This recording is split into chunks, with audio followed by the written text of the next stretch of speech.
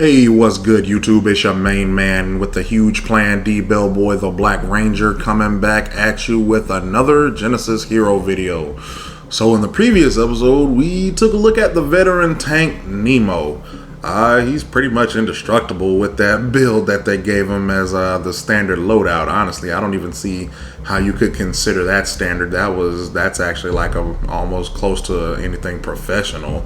But I digress. But yeah, factoring in like the ease of use of his kit, in my opinion, that makes him the easiest guy, the easiest tank hero to use in the game so far. Like I don't think there's any better, well, more easier tank than Nemo. Drops mic, fight me if you want. A little aside here though, for all those who like the video, go ahead, give it a thumbs up or don't. Like I said, either way, I'm happy since you're here watching the video right now, and or you're either talking to me in the comments. So yeah, but for those of you who here who like my style, you can go ahead and feel free to subscribe to the channel, and just make sure you hit the bell. That way you can stay up to date with all the latest Genesis news and content I put out. Oh well, now everyone, it's time to see what type of extraterrestrial hero we have today. Everyone say hello to Poppollock. Alright, here we have him, Poppollock. Or is it Poppollock? Poppollock. Either way, he is a mage, a pure caster. So let's go ahead and take a look at that lore and backstory right now then. This cyborg space slug can harness the powers of void energy. Handle with care as it's the source of volatile explosions. Its background here. Poppollock is a space slug living in the core area of the galaxy. He survives by consuming void energy. His whole species lives a free and unthreatened life, until one day when a strange energy appeared near where Poppollock lived. Some of his kind was attracted to this energy and began massive consumption of it. Soon, those who gorged on this unknown energy went through a mutation. As a result, the elders led the unaffected space slugs away to live in a new region. Although unaffected, Poppollock was very sad because his parents and friends weren't so lucky. Wishing to save those he cared about, Poppollock entered the war, seeking solution. A sentient space cyborg slug, huh? Tell you, they come up with everything nowadays. But that doesn't matter. I can tell you what does matter here on this channel though. Them skills. That's right. That's what matters right here. This means everything. Let's go. So, Poppollock's first skill, Ethereal Goo. Projects a stream of ethereal goo in front of Poppollock. Enemy units hit by the goo are slowed and take damage over time. Goo lasts for several seconds. Its energy cost, respectively, 90, 100, 110, 120, and the cooldown, respectively, 12 seconds, 11, 10, and 9. His second ability is Antimatter Explosion. Poppollock's basic attacks and abilities have lifesteal effects. The energy cost on that is respectively 60, 75, 90, and 105, and the cooldown is a static 12 seconds. His third skill is Energy Sink, and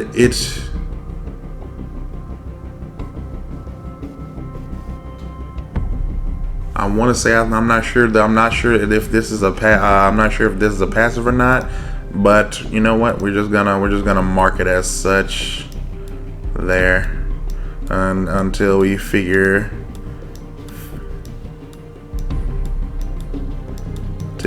out if it is or not, because there's no energy cost or anything, but it still might just be inactive. I'm not sure. But Energy Sink. Poppollock merges with the nearest enemy hero, gaining the target's vision and dealing damage every second for a short while. Can change host during this period. I don't know. Is this a passive skill? You know what? No, I take it back. No, Well, we're not. We're gonna ixnay that. We're gonna ixnay that. Passive skill. Nah, it's not wrong. It's not a passive skill. That seems more like an active. I don't like.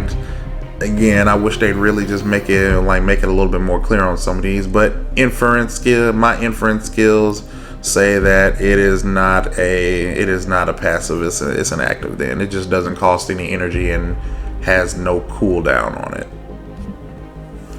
And lastly, his skill 4 is a Parasite.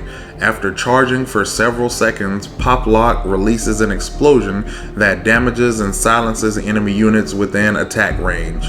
Damage and silence duration increase with charge time. This skill can be manually detonated during the charge period.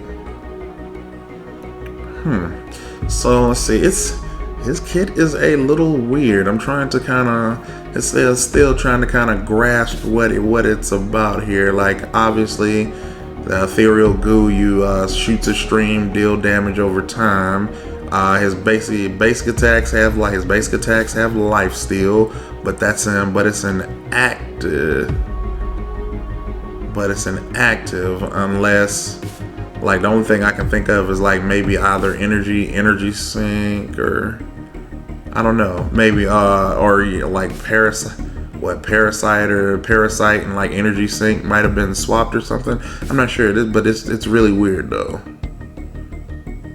Or my bad, no, antimatter, like I feel like antimatter explosion should have been like the ulti there. That sounds exactly like what is going on there. It's honestly, I don't know how to class. This is the first time I don't know what to classify this hero as, because it feels like I said, it feels like antimatter explosion should have been where Parasite is. Parasite feels like it should have been where energy sink is. Energy sink. I don't know. His characters are there. I'll be honest. It's the first time I'm at a loss for words on what a character's kit kind of does. I mean, I understand the fact, he can actually not really take over, but he can attach himself to a hero and gain he gains vision, and it deals damage. Like I said, his kit is really weird. I'm not even sure how to classify that. You know what?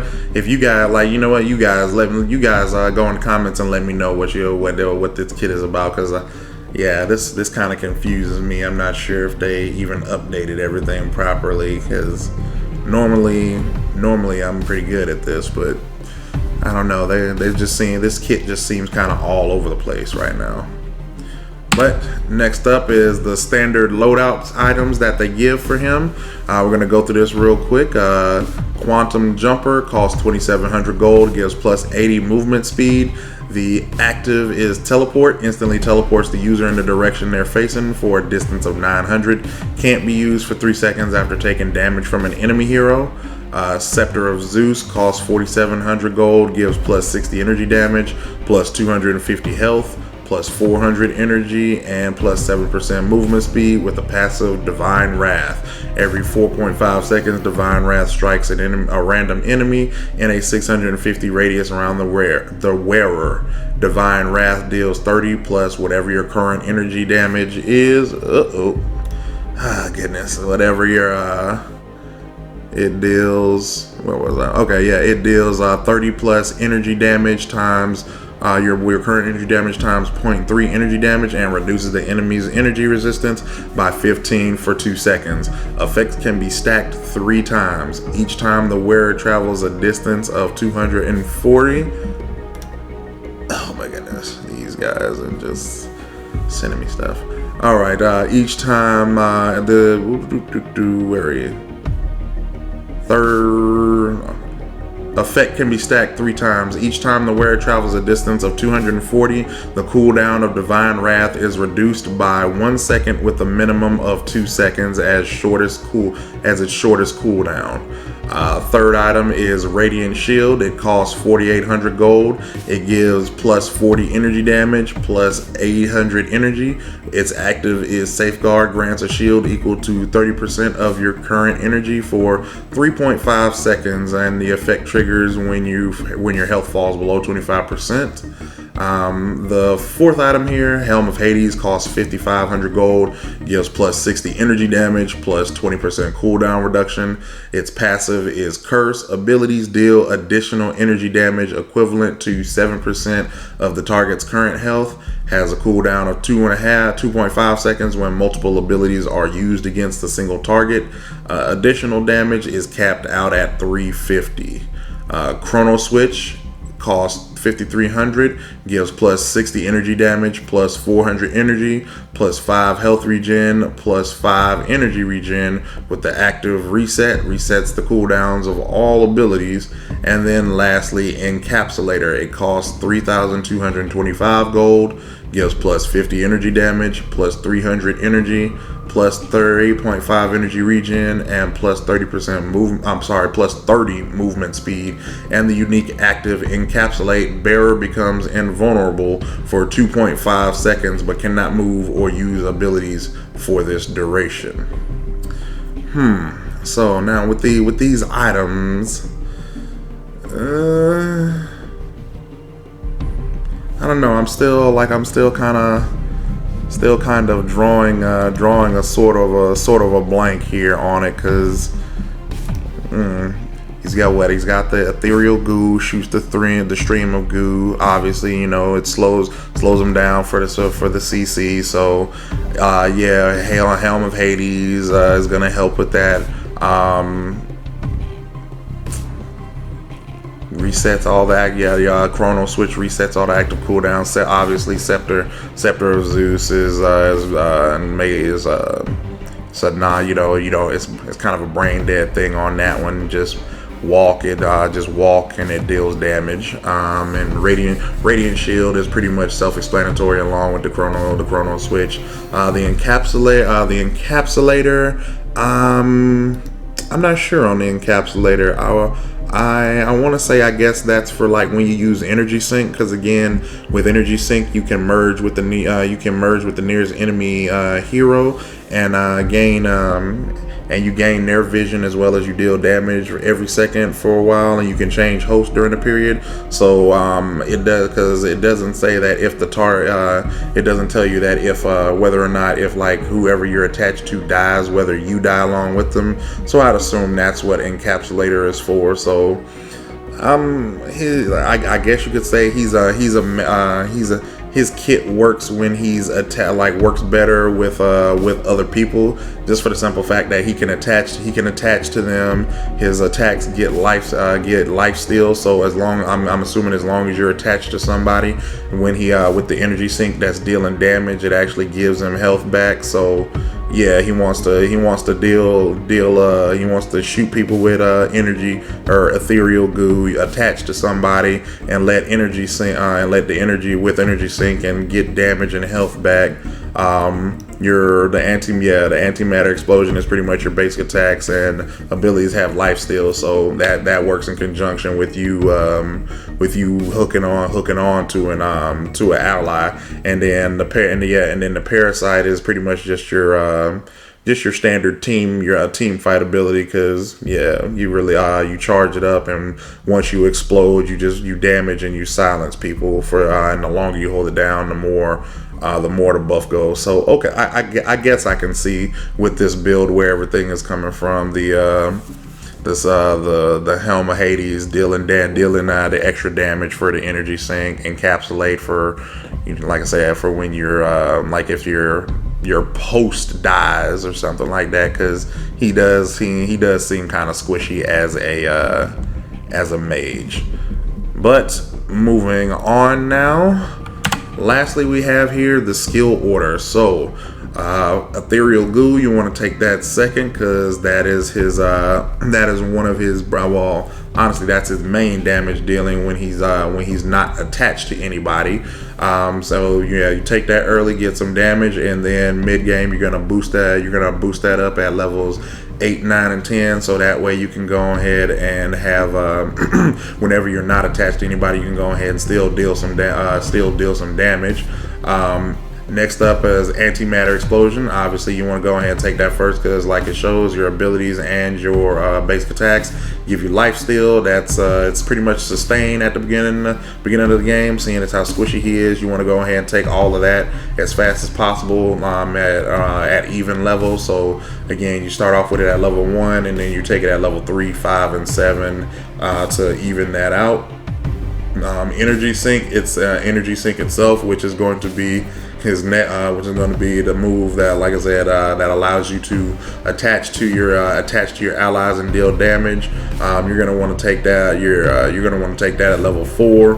That way, you can go ahead and attach. You deal constant damage on the enemy.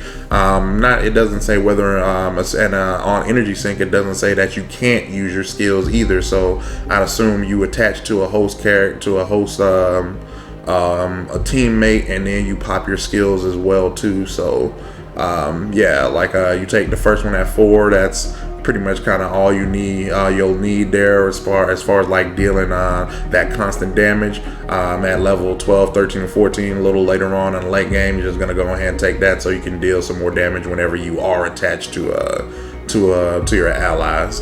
And then lastly, the skill 4, his ultimate parasite, you're going to take those at level 6, level 11, and level 16 respectively.